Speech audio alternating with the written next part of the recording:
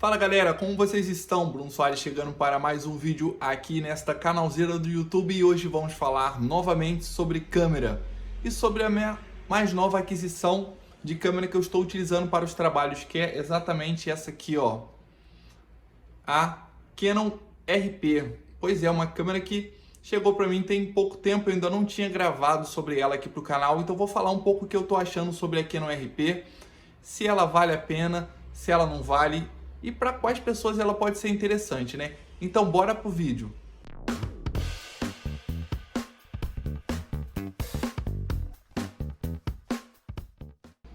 E hoje eu estou fazendo uma configuração diferente para a gravação desse vídeo. Dessa vez eu estou gravando aqui com o iPhone para poder testar a gravação com ele, porque eu estou utilizando as câmeras exatamente para poder mostrar e tal. Então vamos gravar com o iPhone e o áudio da Zoom, vamos ver qual que vai ficar melhor. Tem o áudio da Zoom e tem o áudio do próprio iPhone também que eu posso utilizar de repente se eu achar que vale mais a pena, né?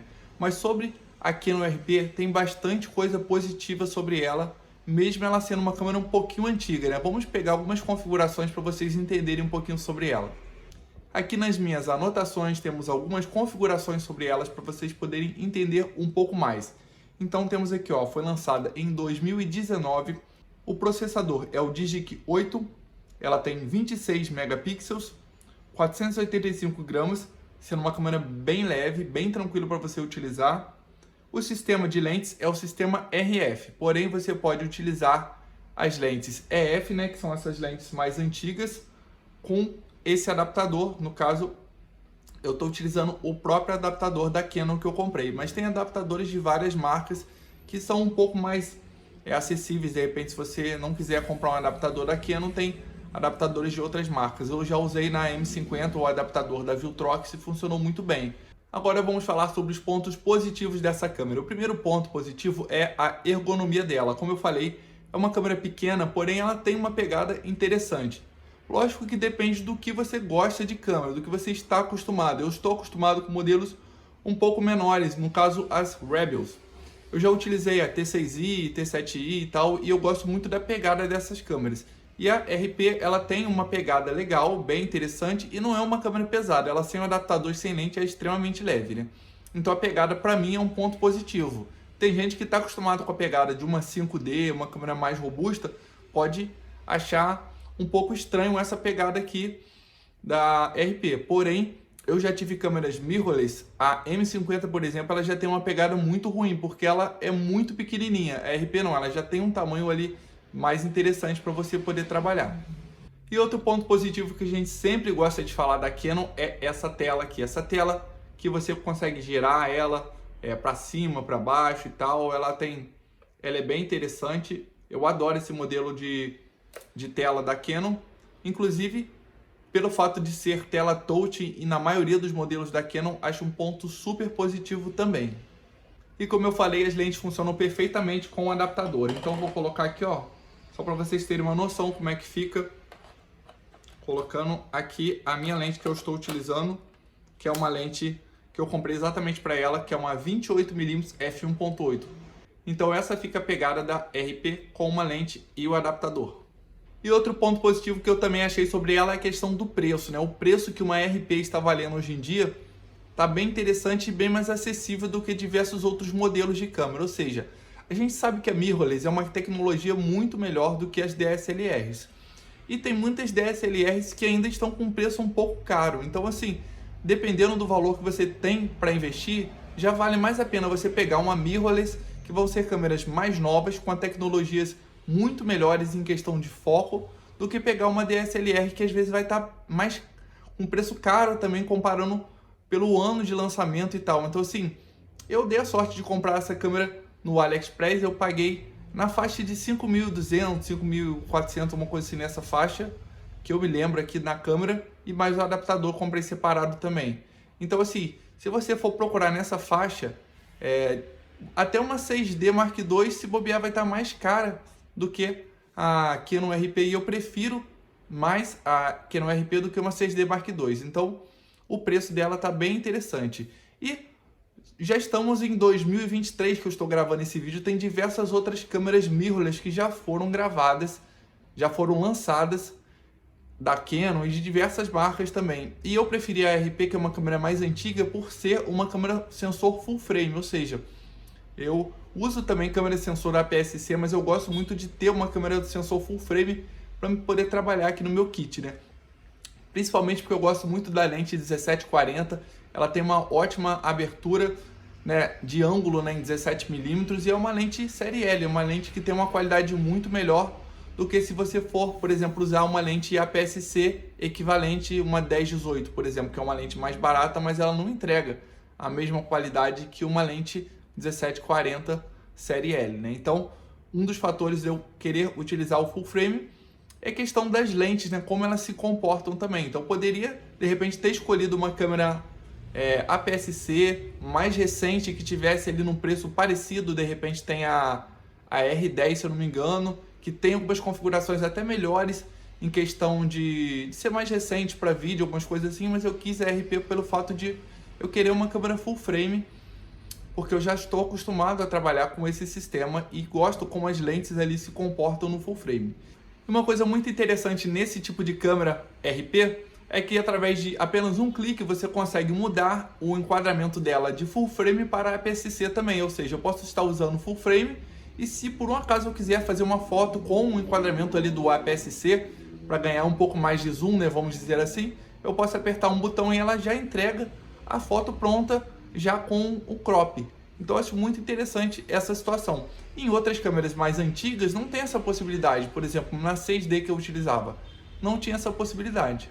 Além de eu poder utilizar lentes EFS, que são as lentes APS-C também, e funcionar perfeitamente nela, por causa que ela tem um adaptador, né? Então as lentes se encaixam, né? As lentes EFS encaixam, então você pode usar tanto lentes full frame quanto lentes APS-C. Lembrando que a APS-C ela já vai ter o fator de corte na hora que você colocar a lente. No meu caso, a lente que eu tenho EFS é a lente 55-250.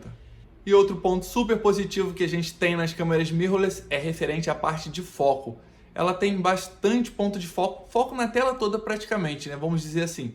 Então aqui, ó, separei aqui, ó, ela tem mais de 4.000 pontos de foco, ou seja, é bastante ponto de foco, além dela conseguir ter um bom sistema de foco em lugares mais escuros também. Então ela tem bastante ponto de foco na tela toda, tanto para foto quanto para vídeo, e ela tem um sistema de foco bom em lugares um pouco mais escuros, se você for comparar com uma câmera DSLR. Então vale muito mais a pena se você trabalha em evento, se você faz fotos em lugares mais escuros, uma câmera mirrorless já vai entregar um resultado bem interessante na parte de foco. E sobre o foco é legal também comentar que eu utilizo alguns trabalhos de vídeo ela, e eu tenho notado que o sistema de foco no olho, né, funciona muito bem também.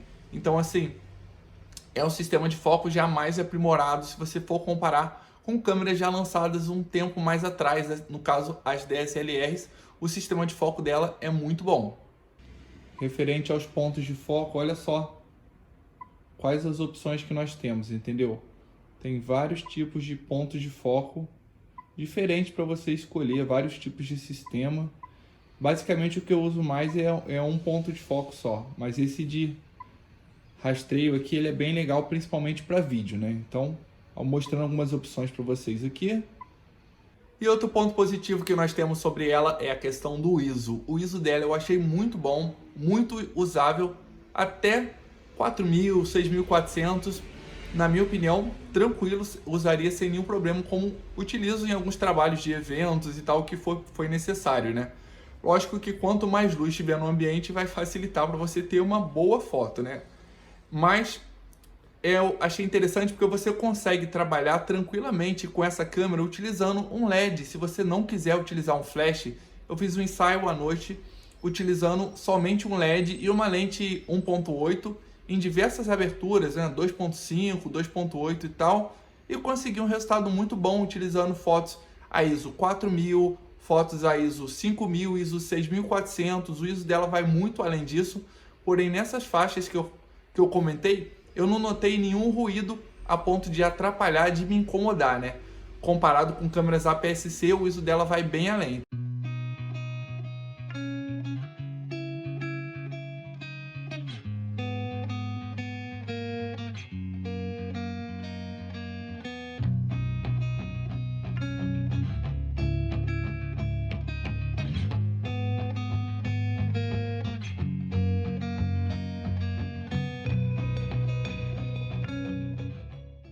era exatamente tudo que eu preciso numa câmera.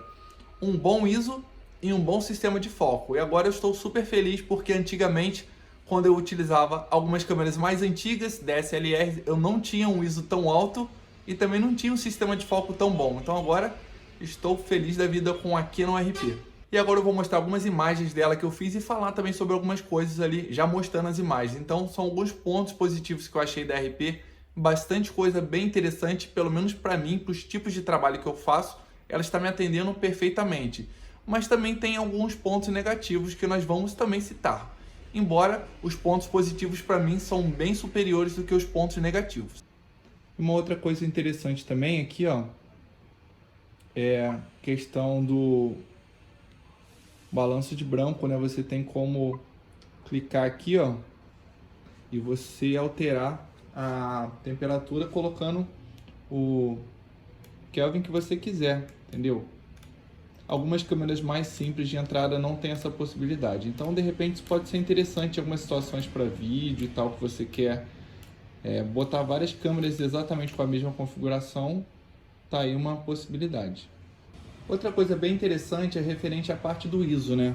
Vamos lá mostrar para vocês. Ele tem, ó, o ISO em várias partes ali, sem ser aqueles ISOs inteiros que algumas câmeras mais simples têm. Então, né, posso usar 2000, 2500, 3200, 4000, 5000. Então, assim, tem várias possibilidades até 40.000, né? Lógico que 40.000 é exagero, né? Não tem necessidade de usar tudo isso e não vai ficar um bom resultado, mas até 6.400 ali ela vai conseguir entregar um resultado bem aceitável de ISO. Bom, eu coloquei no modo vídeo para poder mostrar para vocês aqui, né, com algumas configurações. Aqui ela tem o 4K em 24 frames, porém o 4K o foco dela não funciona bem, então tem Full HD 60. Acho que tá dando para vocês verem aqui, né, exatamente as configurações. Outra coisa que eu achei bem legal é isso aqui, ó, IS digital, ou seja, ela tem essa estabilização digital que tem esse modo desativado, ativar e o aprimorado. O aprimorado ele dá uma estabilização bem interessante para você utilizar a câmera na mão. Ele vai dar um cropzinho, né? Então o desativado é esse enquadramento aqui, ó, que vocês estão vendo aqui, ó, com a lente 28mm. E eu vou colocar aqui, ó, IS aprimorado, para vocês terem uma ideia que ele dá um cropzinho, né? Mas como uma câmera full frame, dependendo da lente que você estiver utilizando, não interfere tanto. Uma outra coisa bem interessante é que ela tem aqui, ó, como vocês estão vendo, a entrada para também o fone de ouvido, além do microfone, né? Então tem essas duas entradas, que são as que eu uso praticamente mais, né, para vídeo. Que é essa entrada para microfone e a de baixo para fone de ouvido. Várias câmeras da Canon mais simples, mais baratas, não tem essa entrada para fone de ouvido. Então acho que é uma grande diferencial na hora que você for utilizar essa câmera. Acaba valendo muito a pena para quem trabalha com vídeo, né? Bom, e para você ter ideia do tamanho dela, né, comparado com outras câmeras, vou pegar uma outra câmera que eu tenho aqui bem pequena, que é a Canon SL2. Vou colocar do lado dela para vocês terem uma noção. Da Canon SL2 é uma câmera super pequena e olha só como é que a RP ela fica comparado com a Canon SL2. Comparando aqui SL2, que é uma câmera super pequena, com a Canon RP. E agora mostrando a câmera sem adaptador, comparando com a SL2, para vocês verem como é realmente ela é bem pequena, bem pequenininha e bem leve.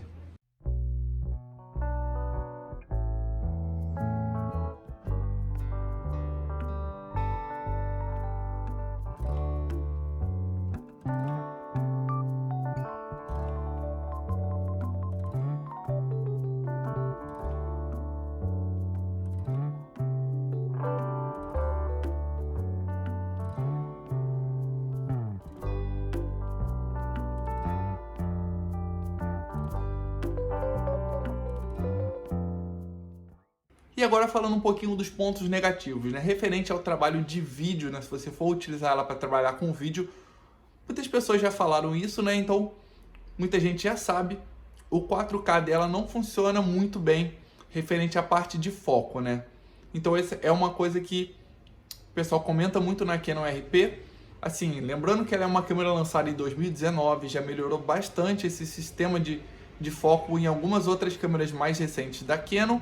Então basicamente é isso. Se vocês quiserem pesquisar mais sobre esse assunto, pois eu realmente de fato não costumo utilizar 4K no momento para os meus trabalhos, pode pesquisar em outros vídeos também, tirar essa dúvida com outras pessoas que de repente utilizam mais o 4K. Então esse é um ponto negativo. Comparando com outras câmeras mais recentes, ela não tem o sistema de estabilização de IBIS, né? Na própria câmera ali, que o sensor consegue ficar bem mais estabilizado, mas lembrando que foi uma câmera full frame de entrada, né? Foi a primeira câmera full frame, no caso mais básica da Canon, quando ela fez esse lançamento lá na linha mirrorless, né? Vamos dizer assim, né? Hoje em dia já tem outros modelos, mas tem mais recursos, né? Outro ponto negativo é a questão da bateria. A bateria dela realmente não dura tanto quanto outros modelos. É a LP-E17. É a mesma bateria da Canon SL2, SL3, T6i, T7i. Então assim, é aquela bateria mais simplesinha. Então já sabe que você precisa de ter bastante bateria para você fazer um trabalho tranquilo. Eu tenho bastante bateria com ela aqui, estou com 5 baterias no momento, então estou super tranquilo. Eu fiz alguns testes com baterias sem ser originais da Canon e eu notei que teve 2 vezes que por algum motivo qualquer ela acabou desligando. Então eu recomendo utilizar só com baterias originais da Canon, pelo menos eu vou fazer isso. E referente à quantidade de fotos por segundo, a galera que gosta de utilizar para trabalhar com esporte, né, ela já não é uma câmera muito recomendada para esse tipo de trabalho, né? Pois ela faz apenas 5 fotos por segundo. É um número bem baixo, mas sinceramente para o tipo de trabalho que eu faço, para o tipo de uso que eu faço, realmente não me incomoda, porque eu não sou uma pessoa que faço tantos disparos por segundo assim como diversas outras pessoas. Mas vale lembrar que se isso é fundamental no seu trabalho, se você trabalha com esporte, de repente essa câmera não é para você. E uma outra coisa que eu vou mostrar para vocês é que vocês estão vendo aqui, né? Onde você coloca o cartão de memória é nessa parte aqui de baixo junto com a bateria. Eu sinceramente não gosto muito desse sistema de colocar o cartão de memória aqui embaixo. E é isso aí, galera. Eu super recomendo aqui no RP, pelo menos para mim ela tem me atendido. Quando você for comprar uma câmera é super importante você pesquisar exatamente quais pontos que você precisa, porque pode ser que ela me atenda perfeitamente, mas não te atenda. Tem câmeras que são mais interessantes dependendo do que a pessoa for fazer, mas para os tipos de trabalho que eu faço, eu posso falar assim que foi uma boa escolha, foi uma ótima escolha dentro das possibilidades financeiras que eu tinha, né? Então é isso aí, muito obrigado a todos que assistiram o vídeo, até os próximos e valeu!